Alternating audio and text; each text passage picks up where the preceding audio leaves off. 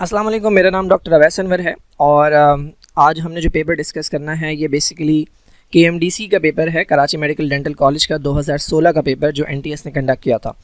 अब तो चूँकि पेपर कंबाइन हो रहा है लेकिन पहले सेपरेट पेपर हुआ करते थे, तो ये KMDC ने सेपरेटली 2016 में लिया था। ये उसका बायोलॉजी सेक्शन है। ये पहला क्वेश्चन है, in the diagram showing the bronchial tree given below parts have been indicated by alphabet. ठीक है, इन्होंने इस पूरे स्ट्रक्चर के ऊपर ये अल्फ़ाबेट से कुछ पार्ट शो किए। Choose the answer in which the alphabet correctly match which the parts they indicate. और यहाँ पे इन्होंने एक सीक्वेंस दिया हुआ है, आपको सेलेक्ट करना है कि भाई कौन सा करेक्ट सीक्वेंस है। तो ये रेस्पिरेटरी सिस्टम जो होता है सिंपल सा ये उसकी डायग्राम है। ये हमारे पास पहले एक मेन पाइप होता है जिसे हम ट्रैकिया कहते हैं। ट्रैकिया आगे जाके डिवाइड हो जाता है दो पाइप्स के अंदर, राइट और लेफ्ट। ठीक है, ये कहलाते हैं bronchi. So this is trachea and these are bronchi. ठीक है, ये बड़े पाइप हैं। ब्रोंकाई आगे जाकर फर्दर डिवाइड होता है छोटे पाइप्स के अंदर, these are known as bronchioles. ये ब्रोंकियोल्स हैं और ब्रोंकियोल्स के आखिर में इस तरह के हमें थैली की तरह के स्ट्रक्चर नज़र आते हैं, these are known as alveoli. ठीक है, ये पार्ट्स जो हैं ये लंग्स के अंदर होते हैं, दीज आर एल्वियोलाई। तो ये हो गई बेसिक सी डायग्राम। अब देख लेते हैं इसके अंदर। तो ये हमारे पास ऊपर वाला पाइप है, this is known as trachea. ठीक है, A should be trachea. B जो है ये दो बड़े पाइप में, एक राइट पे जा रहा है एक लेफ्ट पे जा रहा है, दिस इज ब्रोंकाई। सी जो है ये एक छोटा पाइप है, सी कहाँ गया, ये सी है। सी जो है ये एक छोटा पाइप है, this is known as bronchiole. ठीक है, रेस्पिरेटरी ब्रोंकियोल कहा गया है यहाँ पे, दिस इज ब्रोंकियोल। अच्छा, इसके अंदर डी जो है हमारे पास, डी जो है हमारे पास ये बेसिकली एल्वियोलाई से पहले एक अदर ट्यूब बनाई गई है। ये एक छोटी सी ट्यूब है, तो ये ट्यूब जो है ये कहलाती है एल्वियोलर डक्ट, एल्वियोलाई की तरफ जाने वाली। अगर ये ट्रैकिया था, ये ब्रोंकाई था, उसके बाद ये ब्रोंकियोल है। ठीक है, उसके बाद मैंने आपको बताया कि डायरेक्टली एल्वियोलाई आता है। ठीक है, इसको थोड़ा सा और डिवाइड कर लेते हैं। ये छोटी सी डक्ट है जिसके बाद हमारे पास एल्वियोलाई आता है, so this is known as alveolar duct. So D जो है दिस इज एल्वियोलर डक्ट और ई जो है ये सिंपल सा है हमारा एल्वियोलाई। तो हमने ढूंढना है कि जिसमें ए जो है उसको ट्रैकिया बताया गया हो। ए को इसमें ट्रैकिया बताया है, ए को इसमें ट्रैकिया बताया है, इसमें नहीं बताया, और ए को इसमें ट्रैकिया बताया। तो इन तीन में से कोई आंसर हो सकता है। बी जो है हमारा वो ब्रोंकस है, इसमें भी बी ब्रोंकस है, इसमें भी बी ब्रोंकस है, इसमें नहीं है, तो ये हमारा आंसर नहीं है। सी का मैंने बताया कि सी ब्रोंकियोल है, इसमें भाई सी दिया हुआ है रेस्पिरेटरी ब्रोंकियोल सही है, इसमें सी क्या दिया हुआ है एल्वियोलर डक्ट, ये गलत हो गया। तो करेक्ट ऑप्शन जो है वो ए है। ये ट्रैकिया हो गया, ब्रोंकाई हो गया, फिर ब्रोंकियोल हो गया, फिर ये डी जो है ये छोटी सी डक्ट है, this is known as alveolar duct, और उसके आखिर में आता है एल्वियोलाई। ये चैप्टर नंबर 3 सेकेंड ईयर से है, एंडोक्राइन ग्लैंड्स वाले क्वेश्चन, एंडोक्राइन ग्लैंड्स वाले टॉपिक से।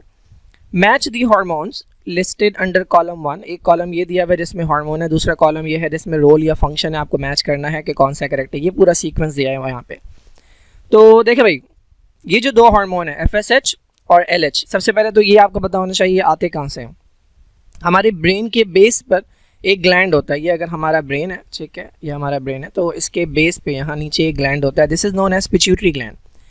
इससे ये दोनों हार्मोन्स आते हैं। FSH is known as follicle stimulating hormone, LH is known as luteinising hormone. इनके फंक्शंस क्या हैं?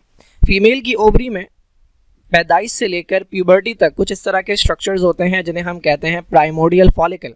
प्राइमोडियल फॉलिकल ये इमेच्योर है, इनको मेच्योर होना होता है और बड़ा स्ट्रक्चर बनना होता है, which is known as Graafian follicle. तो इस इमेच्योर फॉलिकल को मेच्योर बनवाना ये काम होता है FSH का। ठीक है, फॉलिकल स्टिमुलेटिंग हार्मोन का काम ही है ये फॉलिकल्स को ग्रो करवाना। इस फॉलिकल के अंदर पड़ा हुआ होता है ओवम। ठीक है, दिस इज ओवम। अब ये जब ओवम बन जाता है तो इस ओवम को इस स्ट्रक्चर से, ग्राफियन फॉलिकल से, और इस स्ट्रक्चर से, ओवरी से बाहर लाना, ये जिम्मेदारी होती है दूसरे हार्मोन की जिसका नाम है LH। ये प्रोसेस कहलाता है ओव्यूलेशन। तो दो का अगर आपको पता है तो शायद हम आंसर तक पहुंच जाए। तो FSH का काम है फॉलिकल्स की ग्रोथ या मैच्योरेशन। तो ये नज़र आ रहा है मुझे। तो ए जो है वो जाकर मिलेगा किससे? ए जाकर मिलेगा टी से। LH जो है हमारे पास, मैंने बताया इसका काम होता है ओवम को ओवरी से बाहर निकलवाना। अब यहाँ मुझे कहीं नज़र नहीं आ रहा कि ओवम को ओवरी से बाहर निकलवाना लिखा हो, लेकिन मुझे एक चीज़ नज़र आ रही है, वो मैं समझाता हूँ। मैंने आपको बताया कि ये प्राइमोडियल फॉलिकल है, ठीक है, इसको मेच्योर करवाना जो है ये जिम्मेदारी होती है FSH की, और फिर दूसरा हार्मोन LH इस ओवम को इस ओवरी से और इस ग्राफियन फॉलिकल से बाहर निकलवाता है। जब ओवम बाहर आ गया ना, तो ये बाकी जितना भी मटेरियल बच गया ये कन्वर्ट होता है एक तरह के मटेरियल में, that is known as corpus luteum. Corpus luteum. ये दोनों काम, ओवम को बाहर निकलवाना और कॉर्पस लूटियम बनवाना, इसी हार्मोन की जिम्मेदारी होती है, that is known as LH। ठीक है, तो ये वाला फंक्शन वहां पर दिया हुआ है, डेवलपमेंट ऑफ कॉर्पस लूटियम, ये काम होता है LH का। ठीक है, तो ये जो है S करवाता है। तो A का काम है T करवाना और B का काम है S करवाना। तो A का काम है T इसमें दिया हुआ है, A का काम T इसमें दिया हुआ है, ये हमारे आंसर नहीं हो सकते B और D। B का काम है S करवाना, B का काम S करवाना बिल्कुल सही दिया हुआ है, B का काम P दिया हुआ है, यहाँ पे ये गलत है। अब बच गए बाकी दो। C जो है ये प्रोजेस्टेरॉन है, कहाँ से आता है? अभी जो आपने देखा ना स्ट्रक्चर बनते हुए जिसका नाम था कॉर्पस लूटियम, यहाँ से आता है प्रोजेस्टेरॉन। ठीक है, ईस्ट्रोजन कहाँ से आता है? वो जो छोटे छोटे स्ट्रक्चर थे जिन्हें हमने कहा था प्राइमोडियल फॉलिकल। ठीक है, ये वाले जो स्ट्रक्चर थे प्राइमोडियल फॉलिकल, ये एक नहीं होते, बहुत सारे होते हैं, इनमें से कोई 4-5 के करीब मैच्योर होना स्टार्ट होते हैं, लेकिन कोई एक होता है जो जीत जाता है। तो बाकी जो डिजेनरेट हो रहे होते हैं, जो मर रहे होते हैं, वो प्रोड्यूस करते हैं ईस्ट्रोजन। तो ईस्ट्रोजन और प्रोजेस्टेरॉन दोनों ओवरी से आते हैं, ईस्ट्रोजन इन स्ट्रक्चर से आता है, प्रोजेस्टेरॉन इस वाले स्ट्रक्चर से आता है। अब इन दोनों का काम क्या है? देखिए, ईस्ट्रोजन का एक काम तो ये है कि oestrogen secondary sexual character develop करवाता है। जब लड़का और लड़की बच्चे होते हैं, छोटे होते हैं, उनमें और एक मैच्योर लड़का और लड़की में फ़र्क होता है। ये जो फ़र्क आना शुरू होते हैं, ये एक एज पे आना शुरू होते हैं जिसे हम कहते हैं प्यूबर्टी। 10, 11, 12, 13, 14 डिफरेंट लोगों में डिफरेंट एजेस के ऊपर उनमें कुछ चेंजेस आना शुरू होते हैं। जैसे लड़कों के अंदर चेंजेस आता है कि उनके फेस पे, चेहरे पे, बॉडी के ऊपर बाल आना शुरू हो जाते हैं, मसल का बल्क आना शुरू हो जाता है, आवाज़ भारी हो जाती है। These are known as secondary sexual characters in mails.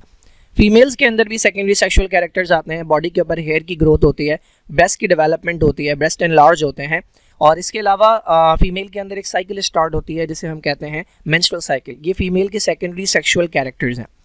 Mail के अंदर ये काम होता है एंड्रोजन्स का। एंड्रोजन्स आते हैं, किडनी के ऊपर एक ग्लैंड होता है जिसे हम कहते हैं एड्रिनल ग्लैंड। ठीक है, इस तरह का ये किडनी है अजीब सी, और ये एड्रिनल ग्लैंड है, यहाँ से आते हैं एंड्रोजन्स। मेल के अंदर ये वाले काम एंड्रोजन्स करवाता है, फीमेल के अंदर ये काम ईस्ट्रोजन करवाता है। तो ईस्ट्रोजन का काम क्या है? सेकेंडरी सेक्शुअल कैरेक्टर्स की डेवलपमेंट। तो डी का काम है Q। ठीक है, डी का काम Q बिल्कुल सही है। C का क्या काम है? प्रोजेस्टेरॉन। ईस्ट्रोजन का सिर्फ ये वाला काम नहीं है, ईस्ट्रोजन का एक और काम है। देखिए, अगर स्पर्म और ओवम मिलते हैं फीमेल की बॉडी में तो जाइगोट बनेगा, जाइगोट से आगे जाकर बेबी डेवलप होना है। कहाँ डेवलप होगा? यूट्रस के अंदर। तो यूट्रस को इस काबिल होना चाहिए कि वो बेबी को डेवलप कर सके। तो यूट्रस को इस काबिल बनाना, ये जिम्मेदारी होती है दोनों हार्मोन्स की, ईस्ट्रोजन की भी और प्रोजेस्टेरॉन की भी। तो प्रिपरेशन ऑफ एंडोमेट्रियम, यूट्रस की अंदर वाली लेयर को कहते हैं हम एंडोमेट्रियम, ये फॉर इम्प्लांटेशन, ताकि बेबी वहाँ जाकर अटैच हो जाए और बेबी ग्रो करे, ये काम दोनों का होता है, ईस्ट्रोजन का भी और प्रोजेस्टेरॉन का भी। लेकिन ईस्ट्रोजन का यहाँ पर उन्होंने दूसरा वाला फंक्शन दे दिया, तो ये काम रह गया किसका? प्रोजेस्टेरॉन का काम रह गया। तो C का काम है P। एक काम रह गया है, वो काम है कॉन्ट्रैक्शन ऑफ यूट्राइन मसल। अगर आपने सही से पढ़ा हो ये चैप्टर तो आपको पता होगा ये काम एक हार्मोन करता है जिसका नाम है ऑक्सीटोसिन, और यही वो हार्मोन है जो मिल्क रिलीज भी करवाता है। ओके, सिकल सेल हीमोग्लोबिन, ये चैप्टर 6 से है, सेकेंड ईयर बायोलॉजी में। Differs from normal haemoglobin because of a single change in amino acid. ठीक है, वेलिन जो है वो ग्लूटामिक एसिड की जगह आ जाता है, ये बात तो सबको पता है। Coding triplets in DNA for glutamic acid are CTT and CGT। ठीक है, coding triplets in DNA for valine are CAA and CAG। ठीक है, which mRNA codon would produce sickle cell hemoglobin if substituted for the okay blah blah blah। देखिए, normal process क्या है? हमारे पास होता है एक अदद DNA। ठीक है, अब ये DNA जो है ये न्यूक्लियस से बाहर नहीं आ सकता, जबकि प्रोटीन बनाने की जिम्मेदारी राइबोसोम की होती है। तो DNA ना अपनी इन्फॉर्मेशन कॉपी करता है और उस कॉपीड इन्फॉर्मेशन को हम कहते हैं RNA या मैसेंजर RNA। ठीक है, ये मैसेंजर RNA जाता है राइबोसोम के पास और राइबोसोम इसे देखकर बना देते हैं प्रोटीन। राइबोसोम क्या करते हैं? इस DNA भी बना होता है न्यूक्लियोटाइड से, RNA भी बना होता है न्यूक्लियोटाइड से, तो RNA के ऊपर ना राइबोसोम 3-3 न्यूक्लियोटाइड को एक साथ पढ़ते हैं। ये 3-3 न्यूक्लियोटाइड मिलकर कहलाते हैं कोड, जेनेटिक कोड, या इसे कोडॉन भी कहते हैं हम। ठीक है, तो यहाँ पर इन्होंने कोड दिए हुए हैं CTT, CGT, लेकिन ये कोड इन्होंने किसके दिए हुए हैं? ये कोड इन्होंने दिए हुए हैं DNA के, यानी जिस DNA से कॉपी हुई है इन्फॉर्मेशन ये उसमें मौजूद है। तो ये DNA है, मैं DNA का, क्योंकि एक धागा इस्तेमाल होता है DNA का, तो मैं एक धागा बना रहा हूँ, ये DNA। अब इस DNA के अंदर ग्लूटामिक एसिड के लिए लगा हुआ है C, T और T। ठीक है, ये किसके लिए है? ग्लूटामिक एसिड के लिए, जो नॉर्मली हीमोग्लोबिन में, आपके और मेरे हीमोग्लोबिन में पाया जाएगा बीटा चेन में 6ठे नंबर पे। CTT लगा हुआ है और क्या लगा हुआ है भाई, और लगा हुआ है CGT। अब ये है DNA में, इससे क्या बनता है, इससे बनता है RNA। अब RNA के कोड DNA के कोड से डिफरेंट होंगे, कैसे, क्योंकि C के सामने आएगा G, ठीक है, T के सामने आएगा A, ये रूल के मुताबिक है, बेस पेयरिंग का रूल आपको पता होना चाहिए, और दोबारा T के सामने आएगा A, तो GAA ये कोड होना चाहिए ग्लूटामिक एसिड का। CGT जो है इसके सामने आएगा G, C और A, ठीक है, ये तो नॉर्मल के अंदर होना चाहिए। इन्होंने क्या पूछा, हमारे अंदर जब हीमोग्लोबिन बनना होता है ना तो DNA से ऐसा RNA बनता है, लेकिन जिन लोगों के अंदर सिकल सेल एनीमिया होगा उनमें ऐसा RNA नहीं बनेगा, क्योंकि उनके DNA के अंदर ग्लूटामिक एसिड की जगह लगा हुआ है वेलिन, ग्लूटामिक एसिड की जगह लगा हुआ है वेलिन, तो उनके DNA में वेलिन का कोड होगा। अब हम देख लेते हैं वेलिन का क्या कोड है। हाँ, वेलिन का कोड है CA और A, और दूसरा वेलिन का कोड है CAG। इनमें से कोई एक भी मौजूद होगा ना अगर RNA में, तो इनका हीमोग्लोबिन ख़राब हो जाएगा, जिसे हम कहते हैं सिकल सेल हीमोग्लोबिन। तो C के सामने क्या आएगा भाई, C के सामने आएगा G, A के सामने क्या आएगा U, और दूसरे A के सामने भी U आएगा। यहाँ पर क्या आएगा, C के सामने G आएगा, A के सामने U आएगा क्योंकि हम RNA बना रहे हैं, और G के सामने C आएगा। तो या तो आपका आंसर GUU है या आपका आंसर GUC है। अगर मैसेंजर RNA में इनमें से कोई चीज़ मौजूद होगी तो वो नॉर्मल हीमोग्लोबिन नहीं बनेगा, बल्कि ख़राब वाला हीमोग्लोबिन बन जाएगा, जिसे हम कहते हैं सिकल हीमोग्लोबिन या सिकल सेल हीमोग्लोबिन। तो GUU मौजूद नहीं है, लेकिन GUC इसके अंदर मौजूद है, तो ये हमारा करेक्ट आंसर है। Okay, the diagram shows the inheritance of haemophilia in the family, ठीक है। ये हमारे पास स्क्वायर जो इस्तेमाल होता है ये मेल के लिए इस्तेमाल होता है, और खाली स्क्वायर का मतलब है ये अनअफेक्टेड है। अनअफेक्टेड का मतलब नॉर्मल है, यानी इसके पास इसको हीमोफीलिया नहीं है। पहली बात तो हीमोफीलिया के लिए हम यूज़ करेंगे H। तो हमारे पास हीमोफीलिया की जो जीन लगी हुई होती है वो X क्रोमोसोम पर लगी होती है, ठीक है, X क्रोमोसोम पे, Y पर नहीं होती। तो जो नॉर्मल मेल है, पहली बात तो मेल के पास होता है X और Y, ठीक है, और इसके पास, इसको चूंकि हीमोफीलिया नहीं है तो इसके पास जो जीन होगी वो नॉर्मल होगी, तो हम कैपिटल H से रिप्रेजेंट करेंगे नॉर्मल वाली को, तो इसके पास कैपिटल H मौजूद है, ठीक है। अच्छा, ये सर्कल जो यूज़ किया जा रहा है ये फीमेल के लिए यूज़ किया जा रहा है, और सर्कल खाली है, इसके अंदर कोई लाइंस नहीं है, इसका मतलब ये अनअफेक्टेड है, यानी इसके अंदर हीमोफीलिया के सिम्टम्स नहीं हैं। इसका मतलब क्या है, हीमोफीलिया के अंदर होता क्या है, ब्लड क्लॉट नहीं होता, यानी इसका ब्लड क्लॉट हो रहा है नॉर्मली। लेकिन जो फीमेल होती है उसकी दो कंडीशंस हो सकती हैं। फीमेल के पास होते हैं 2 X क्रोमोसोम,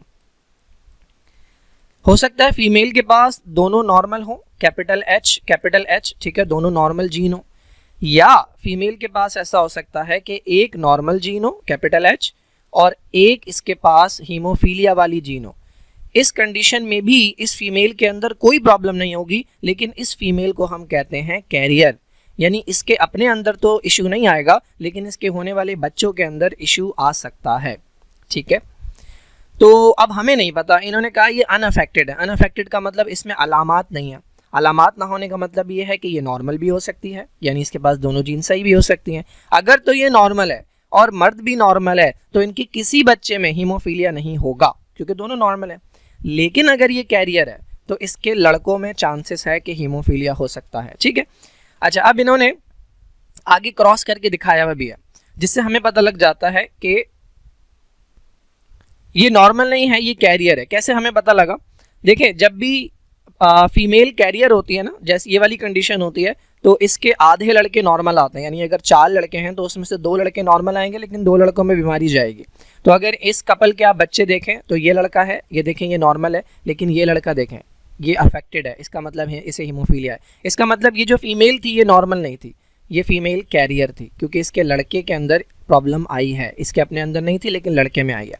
अब इन्होंने सवाल क्या पूछा है, इनके 2 लड़के हैं 2 लड़कियां हैं। लड़कों का मैंने आपको बता दिया, ये लड़का नॉर्मल है, ये लड़का कैरियर है, और लड़कियों के अंदर इन्होंने बिल्कुल खाली खाली दिखाया, इसका मतलब ये अनअफेक्टेड है। अब हमें नहीं पता कि ये नॉर्मल है या कैरियर है, ये हमें तब पता लगेगा जब इनके बच्चे देखेंगे। अब इन्होंने कहा कि भाई ये वाली जो डॉटर है, डॉटर 4, ठीक है, जिसको इन्होंने 4 नंबर दिया है, अगर ये एक नॉर्मल लड़के से शादी करे, कितना हद तक चांसेस हैं कि उनका जो पहला बच्चा होगा उसके अंदर हीमोफीलिया होगा। कितना % चांसेस है? तो देखें भाई, सबसे पहले हम इसे यहाँ उठा कर ले आते हैं। ये लड़की है, ठीक है, और ये नॉर्मल लड़के से शादी कर रही है, यानी जिसे हीमोफीलिया नहीं है। तो मैंने दोबारा पहले भी आपको बताया था कि ये वाली जो फीमेल थी बिल्कुल उसी की तरह की फीमेल है। अब इसकी दोनों कंडीशंस हो सकती हैं, या तो ये नॉर्मल होगी या ये कैरियर होगी। तो इसके कैरियर होने का जो चांस है, इसके कैरियर होने की जो परसेंटेज है वो है 50 है ना। 50% चांस है कि ये नॉर्मल होगी, 50% चांस है तो ये कैरियर होगी। तो ये जो प्रोबेबिलिटी है, जो चांसेस हैं कि ये कैरियर हो सकती है, वो है 50%। इसके लिए हम यूज़ करते हैं 0.5। 50% चांस है कि ये कैरियर हो सकती है। अच्छा, अब दोनों तरह से आप अगर क्रॉस करवा के देखें, नॉर्मल का भी मैंने कहा था, नॉर्मल का जब आप क्रॉस करवाएंगे, अगर तो ये नॉर्मल है और ये भी नॉर्मल है तो इसके किसी बच्चे के अंदर हीमोफीलिया नहीं होगा। लेकिन अगर ये कैरियर है तो हम इसका कैरियर वाला क्रॉस करवाते हैं, कैपिटल H, ठीक है, और यहाँ पर स्मॉल h। इसको हम क्रॉस करवाएंगे XY के साथ, जो कि मेल नॉर्मल है, ठीक है। क्रॉस करवाना बहुत आसान है, ये बॉक्स बना दिया हमने। एक तरफ फीमेल के गैमेट ले लिए, X capital H, X small h। इधर मेल के गैमेट ले लेते हैं, X कैपिटल H और Y। देखिए, ये जब इसके साथ मिलेगा तो दोनों H नॉर्मल हैं, तो ये नॉर्मल होगा। ये जब इसके साथ मिलेगा तो H नॉर्मल है, ये लड़का नॉर्मल होगा। लेकिन ये जब इसके साथ मिलेगा तो ये जो फीमेल बनेगी, ये कैरियर है। लेकिन कैरियर को भी हम कहते हैं कि नॉर्मल है, क्योंकि उसके अंदर हीमोफीलिया के सिम्टम्स नहीं आएंगे, तो वो हीमोफीलिया से सफ़र नहीं करेगी। लेकिन ये जब इसके साथ मिलेगा, X स्मॉल h और Y, ये लड़का ऐसा होगा कि जिसके अंदर हीमोफीलिया है। तो 4 बच्चे हैं, 4 बच्चों में से कितने बच्चों के अंदर हीमोफीलिया का चांस आ रहा है? एक बच्चे के अंदर। तो 4 में से 1 का मतलब होता है 25%। 25% बच्चों के अंदर हीमोफीलिया हो सकता है। 25% को अगर मैं 100 से डिवाइड करूं तो ये बनता है 0.25। ये प्रोबेबिलिटी है, ठीक है। ये प्रोबेबिलिटी कब है? जब वो कैरियर हो। तो चूंकि हमारे पास 2 प्रोबेबिलिटीज़ हैं तो हम इन दोनों को मल्टीप्लाई करेंगे। 0.5 को हम मल्टीप्लाई करेंगे 0.25 से, और हमारे पास आंसर आएगा 0.125। चूंकि हम श्योर नहीं हैं कि ये लड़की नॉर्मल है या ये लड़की कैरियर है, तो हमने ये वाली प्रोबेबिलिटी ले ली। फिर अगर ये कैरियर है तो उसके अंदर कितना % चांस है कि इसके बच्चों के अंदर आए? तो ये 0.25 है। जब आप इन दोनों को मल्टीप्लाई करेंगे तो आपके पास कंबाइंड प्रोबेबिलिटी आएगी कि इनके, अगर ये डॉटर 4 शादी करती है नॉर्मल मेल से, तो कितना % चांसेस हैं कि उनका बच्चा सफ़र करेगा हीमोफीलिया से। तो करेक्ट आंसर जो है हमारे पास वो बी है। The below given are the characteristics of which of the following ecosystem। Chapter number 12 के अंदर सेकेंड ईयर बायोलॉजी में मल्टीपल वो दिए हुए हैं जिसे आप बायोम कहते हैं। बायोम बेसिकली एक ज़मीन का एक बड़ा यूनिट होता है, बड़ा टुकड़ा होता है, जिसे इजीली आइडेंटिफाई किया जा सकता है on the basis of characteristics. उसके अंदर फॉरेस्ट है, उसके अंदर ग्रासलैंड है, उसके अंदर टंड्रा है, उसके अंदर डेजर्ट है। तो यहाँ पर उनमें से किसी एक के फीचर्स दिए हुए हैं और आपको बताना है कि वो कौन है। तो देखें भाई, पहला है कि इट इंक्लूड्स टॉपिकल ग्रासलैंड, ठीक है। इसका मतलब ग्रासेस वहाँ पर मौजूद होती हैं, ग्रासलैंड है तो कोई ग्रासलैंड की वैरायटी होगी। उसके बाद रेनफॉल है 125 सेंटीमीटर पर ईयर। जो जंगल हैं, ट्रॉपिकल रेन फॉरेस्ट, ठीक है, जंगलों के अंदर रेन फॉल जो है वो बहुत ज़्यादा होता है। टंड्रा के अंदर रेनफॉल कम होता है, यहाँ पर बर्फ़ होती है। तो एक ऑप्शन बच गया हमारे पास। ड्राई सीजन वेरी लॉन्ग, ये भी सवाना के अंदर होता है। सवाना बेसिकली ग्रासलैंड की एक वैरायटी है। जहाँ घास होंगी वहाँ पर हमारे पास ये एनिमल्स होंगे जिन्हें हर्बीवोर्स कहा जाता है। और euphorbia is an example of its plant life. Euphorbia एक तरह का प्लांट होता है, ये भी सवाना, ग्रासेस होती हैं, ये भी पाई जाती हैं सवाना के अंदर। तो बेसिकली ये सब ग्रासलैंड की एक वैरायटी जिसे सवाना कहते हैं। इसको एक बार रीड कर लिएगा चैप्टर नंबर 12 में से। ओके, एंजाइम कार्बोनिक एनहाइड्रेज, ये रेड ब्लड सेल्स के अंदर पाया जाता है। ये किस चीज़ की ट्रांसपोर्ट के अंदर हेल्प करता है? तो पहली बात तो ये जो रेड ब्लड सेल होते हैं हमारे, जो देखने में ऊपर से सर्कुलर और साइड से बायकॉन्केव नज़र आते हैं, इनका मेन काम होता है 2 चीज़ों को ट्रांसपोर्ट करना। एक, ऑक्सीजन को लेके जाना लंग्स से पूरी बॉडी के अंदर, और दूसरा कार्बन डाइऑक्साइड को लेकर आना पूरी बॉडी से लंग्स तक। तो आपको पता है ऑक्सीजन की ट्रांसपोर्ट की जिम्मेदारी होती है इसके अंदर जो मॉलिक्यूल होते हैं जिसे हम कहते हैं हीमोग्लोबिन।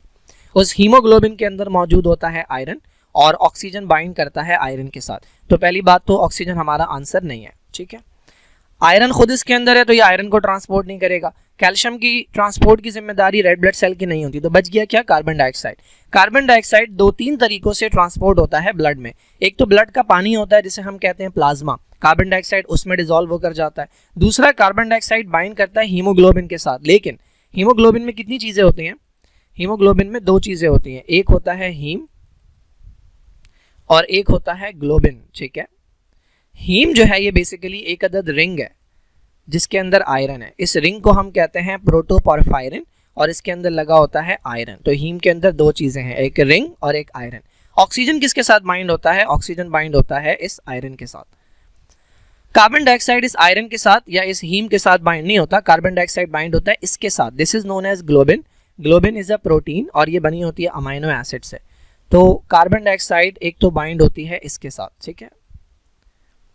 दूसरा, कार्बन डाइऑक्साइड की ट्रांसपोर्ट में एक अदद एंजाइम हेल्प करता है जिसका नाम है कार्बोनिक एनहाइड्रेस। ये भी रेड ब्लड सेल के अंदर पाया जाता है।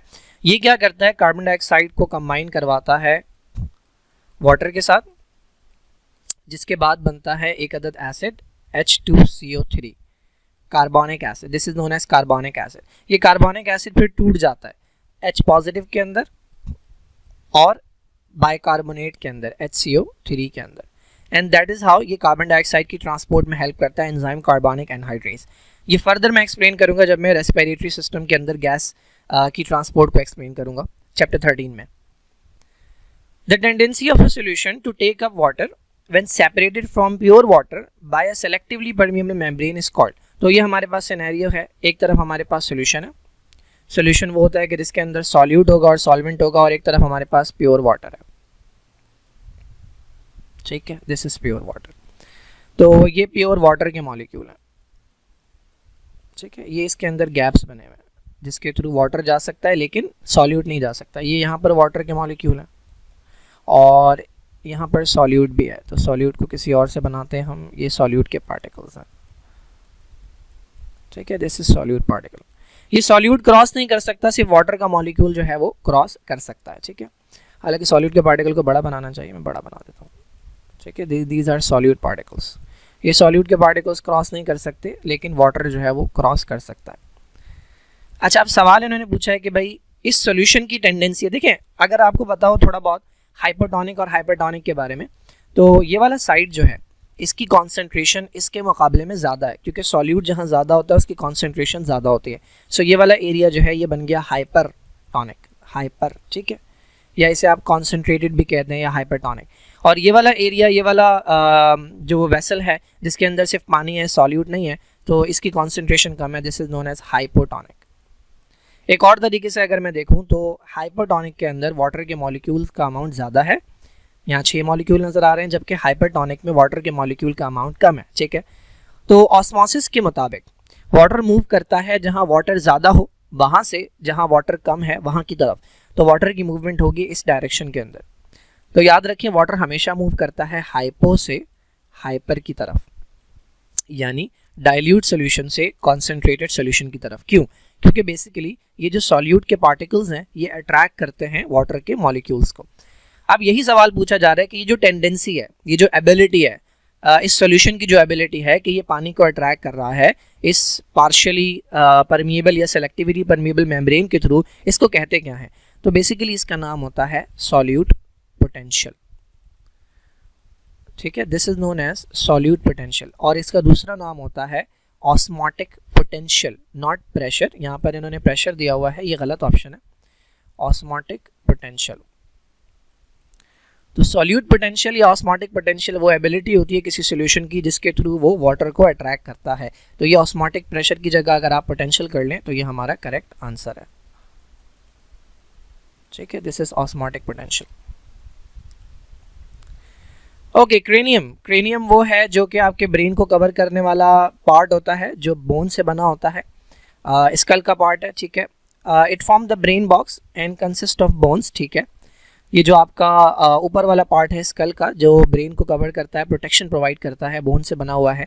उसके अंदर कितनी बोन्स है इन्होंने पूछा है, तो अगर आप बुक के अंदर पढ़ेंगे तो ये 8 बोन्स आपको मिल जाएंगी। अगर आप अपने फोरहेड पे हाथ लगाते हैं, माथे के ऊपर हाथ लगाते हैं, तो ये वाली बोन कहलाती है फ्रंटल। अगर मैं इस तरह से बनाऊँ ये, तो ये जो आगे हमारे पास बोन है, ठीक है, this is known as frontal, ठीक है, ये आंखें हैं यहाँ पे, अजीब सी आंखें हैं, ये चेहरा है आपका तो ये फ्रंटल बोन है। अच्छा, इसके बाद पीछे जो बोन है हमारी, this is known as occipital. आपने अगर ब्रेन के पार्ट्स पढ़े हो तो आपने पढ़ा होगा कि अगला पार्ट जो होता है वो फ्रंटल लोब कहलाता है। फ्रंटल लोब वही है जो फ्रंटल बोन के नीचे है, पीछे जो पार्ट होता है वो ऑक्सीपिटल लोब कहलाता है। ऑक्सीपिटल लोब वही है जो ऑक्सीपिटल बोन के नीचे है। अच्छा, फिर हमारे पास एक हड्डी ऊपर की तरफ होती है, एक ये राइट साइड पे होगी और एक ये लेफ्ट साइड पे होगी, दो हड्डियां होती हैं ये, these are known as parietal bone. और फिर नीचे वाली हड्डी जो कान के पास होती है, this is known as temporal bone. Parietal bone भी दो होती हैं, टेम्पोरल बोन भी दो होती हैं। इसके अलावा दो बोन्स और होती हैं जो ऐसे नज़र नहीं आती, उनका नाम होता है स्फेनॉइड और एक का नाम होता है इथमॉइड, ठीक है। तो ये बोन्स है जो मिलकर बनाते हैं। तो ये एक हो गई, ये दो हो गई, ये तीसरी हो गई, ये चौथी हो गई, और ये दो और दो चार, चार और चार आठ बोन्स होती हैं जो हमारा क्रेनियम बनाते हैं। Which of the following is the fungal disease? देखिए भाई, ये हमारे पास पहली डिजीज़ है निमोनिया। निमोनिया हमें पता है लंग्स का इन्फेक्शन होता है, यूजुअली ये होता है बैक्टीरिया से, और उस बैक्टीरिया का नाम भी आपने पढ़ा है चैप्टर नंबर 6 के अंदर। ग्रिफिथ था जिसने चूहे के अंदर बैक्टीरिया घुसेड़े थे, तो वो जो बैक्टीरिया था ना जिसका नाम था स्ट्रेप्टोकोकस निमोनिया। स्ट्रेप्टोकोकस का मतलब ये चेन होती है सर्कुलर बैक्टीरिया की, ये बैक्टीरिया यूजुअली कॉज करते हैं निमोनिया। तो निमोनिया फंगल डिजीज़ नहीं है, हो सकता है फंगस से, लेकिन ये आपके लेवल के ऊपर नहीं है। मेडिकल साइंसेस के अंदर अगर आप पढ़ेंगे तो फंगस भी है कुछ जो निमोनिया करवा सकते हैं, बट फिलहाल निमोनिया नहीं है आपकी बुक में। Taeniasis, taeniasis basically Taenia saginata से होता है, ये टेप वॉर्म है जो कि आपकी इंटेस्टाइन को इन्फेक्ट करता है, तो ये भी फंगस नहीं है। टेप वॉर्म प्लेटीहेल्मिन्थ एनिमल है ये। अमीबियासिस, अमीबा से होता है अमीबियासिस, ये भी हमारे पास प्रोटोजोआ है, ये फंगस नहीं है। प्रोटोजोआ जो है ये फंगस से बहुत डिफरेंट होते हैं, प्रोटोजोआ एनिमल लाइक होते हैं, यूनिसेलुलर। तो ये बच गया हमारे पास टीनिया कॉर्पोरिस, ये आपको मिल जाएगा चैप्टर नंबर 13 के अंदर। सेकेंड ईयर बायोलॉजी में चैप्टर नंबर 13 में लास्ट में एक चार्ट बना हुआ है, वहाँ पर कुछ फंगल डिजीजेज हैं, उसके अंदर आता है टीनिया कॉर्पोरिस। कॉर्पोरिस का मतलब आपकी बॉडी के ऊपर मेरे ख्याल में ट्रंक जो होता है हमारा, चेस्ट और एब्डोमेन जो होता है उसके ऊपर ये ग्रो करता है Taenia. Okay, ribose and ribulose are the examples of class. देखिए ओस जो आ रहा है OSE, इससे हमें पता लग गया कि ये कार्बोहाइड्रेट है, ठीक है। OSE जहाँ आता है वो कार्बोहाइड्रेट होता है, तो ये सारे कार्बोहाइड्रेट हैं। अगर ASE होता तो क्या होता है? ये ASE आता है एंजाइम के लिए, ASE, ठीक है, ये एंजाइम को शो करता है। फॉर एग्जांपल आपके पास सुक्रोज है, तो सुक्रोज में OSE आ रहा है तो वो कार्बोहाइड्रेट है, बट सुक्रेज ये वो एंजाइम है जो सुक्रोज को तोड़ेगा, तो वो ASE आता है उसके अंदर। खैर, अच्छा, अब यहाँ पर हमारे पास राइबोज और राइबोलोज दिया हुआ है। जिसने भी DNA और RNA पढ़ा है उसको पता है कि RNA में पाया जाता है राइबोज, ठीक है, और DNA में पाया जाता है डीऑक्सीराइबोज। और उसने अगर तमीज़ से पढ़ा हो तो उसको पता होगा कि इसको हम कलेक्टिवली कहते हैं पेंटोज शुगर। राइबोज को और डीऑक्सीराइबोज को हम कहते हैं पेंटोज शुगर। क्यों? क्योंकि इसके अंदर 5 कार्बन होता है। राइबोज का फार्मूला होता है C5। अगर आपको कार्बोहाइड्रेट्स के बारे में थोड़ा बहुत पता है तो आपको पता होगा कि कार्बोहाइड्रेट का जर्नल फार्मूला होता है CnH2nOn। जितने कार्बन उतने ऑक्सीजन, तो 5 कार्बन है तो 5 ऑक्सीजन हो गए, और उससे डबल हाइड्रोजन तो ये 10 हाइड्रोजन हो गए। सॉरी, ये 5 है, ठीक है। तो ये राइबोज है, ठीक है। राइबोज के अंदर 5 कार्बन होते हैं, दैट इज वाई ये पेंटोज कहलाता है। राइबोज और राइबोलोज दोनों पेंटोज की एग्जाम्पल है। ट्रायोज वो होगा कि जिसके अंदर 3 कार्बन होंगे। आपने अगर चैप्टर 11 के अंदर पढ़ा हो ग्लिसरल्डिहाइड 3 फॉस्फेट, या ग्लिसरल्डिहाइड खाली पढ़ा हो, या डाईहाइड्रोक्सी एसीटोन फॉस्फेट पढ़ा हो, तो ये वो मॉलिक्यूल है कि जिसके अंदर 3 कार्बन होते हैं। सिमिलरली हेक्सोज, हेक्सोज 6 कार्बन वाला है, इसमें ग्लूकोज आता है, उसका भाई आता है जिसे फ्रक्टोज कहते हैं, उसकी बहन आती है जिसे माल्टोज कहते हैं। तो ये सॉरी गैलेक्टोज, ग्लूकोज, फ्रक्टोज और गैलेक्टोज, ये तीनों 6 कार्बन वाले होते हैं। टेट्रोज में आई थिंक एरिथ्रोज आता है और एरिथ्रोलोज आता है। ये सारे आपको मिल जाएंगे चैप्टर नंबर 2 के अंदर, फर्स्ट ईयर बायोलॉजी में, जहाँ कार्बोहाइड्रेट का टॉपिक है।